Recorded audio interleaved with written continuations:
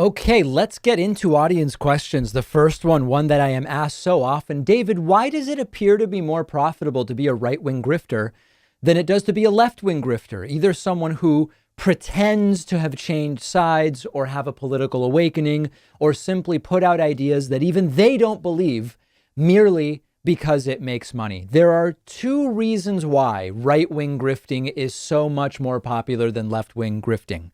The two reasons are, number one, the left doesn't really care about people who have these supposed awakenings or come to realize that what they've been fed by their side is wrong or whatever. The left doesn't care about it in the same way. And number two, there's just less money available on the left for it. So we'll explain these one by one. The idea of someone who used to be on the left and now is on the right as someone we should pay particular attention to is much more exciting to the right. The left doesn't care. People call into the show all the time and say, I had an awakening. I'm on the left now. I used to be a right winger. I fell down the rabbit hole. It's interesting in the sense that I'm curious, how did you get out? Because we know it's tough to get out. But my reaction is a very muted, oh, so you looked at the facts and now you better understand things. You're no longer falling for propaganda.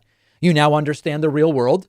And so, of course, now you're on the same side I'm on, which is the side of empiricism and facts and so on and so forth. Now let's try to get something done. Let's get the right people elected. Let's try to fix some problems in society.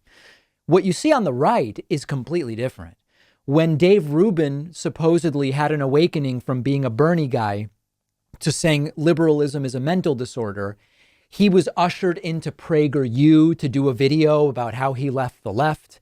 When Candace Owens' story is a little more nuanced because for identity reasons, she's also really interesting to the right. But she has this story, it may be real, it may be not, how she grew up in a Democratic house in, I think it was Connecticut or whatever, and then she figured out all these things. The right sees that and they celebrate it in some kind of defiant, heroic reaction, whereas the left, when it happens, just says, "Oh, you were uninformed. Great. Now you're with us, but let's go to the next thing." It's just not as interesting to the audiences. And case in point, many people may not remember, Cenk Uygur, host of the Young Turks, has talked about how when he was young, he was a reactionary, conservative Republican. He was, I think, in the Republican club in college, whatever. Every once in a while it comes up, but it essentially has nothing to do with the success of the Young Turks. Like the Young Turks or not, it's not predicated on this heroic awakening that Cenk had, which could be a grift or it might not. And just like, yeah, it seems pretty clear he was kind of a moderate Republican in college and now he's not. Okay, that's it. So the right creates cults of personality around these people in the way that the left doesn't, and it makes it really appealing financially. Okay. Second piece, money. There just is more money available for this stuff on the right than there is on the left. I've seen it firsthand, and we've dealt with all sorts of different groups, and there just is. On the right, there are tons of well-funded groups that love to throw money at people who are doing the grift, so to speak. These libertarian groups that pay to bring people to college campuses, and you can get nice speaking fees. Depending on your level, your profile, the speaking fee can be more or less. There really isn't much of that on the left. The few times I've been paid to speak at colleges, it was that the college had like a donor funded thing of let's bring people to speak. There were never groups. In fact, whenever I get invited by left leaning groups, they say we have no money.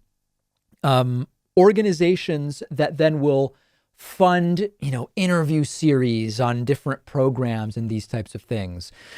Donations as well, even just soliciting the enlightened centrism. Tim Pool is an example who raised a ton of money as someone who said he was like mostly a Bernie guy and all this stuff, but then 90% of his content became criticizing the left and praising Trump. He raised a whole bunch of money with the idea that he was on one side, but he sees this and the other, and now he's got this whole nice, neat little package as the arbiter of what's right and what's wrong. He was able to raise a ton of money on the idea of launching such a website that would just give you the news, TM. So they figured out how to do the news, and people donated like crazy to it. That appeals to right wingers. And I know someone will say, oh, I'm a left winger, I donated to that. Okay, fine. But the left does not reward that stuff, that type of grifting. ideologically in terms of the cults of personality around people, nor financially. That's the explanation as I see it. That's the explanation as I've experienced it from within. And remember, I told the story of this radio consultant who met with me years ago and said, do you really care about like what you're saying? Because if you just want to be a performer, there is a need right now for shows like yours, or, at the time, a really young guy, but on the right. I could get you syndicated and we could triple your salary. And I've told that story before. There was no such thing available to me on the left. And I'm glad I turned it down and everything worked out fine. No regrets whatsoever. So those are my thoughts on the profitability of the left-wing grift versus the right-wing grift, or the lack thereof when it comes to the left-wing grift. Send me more thoughts about what you think might explain that difference.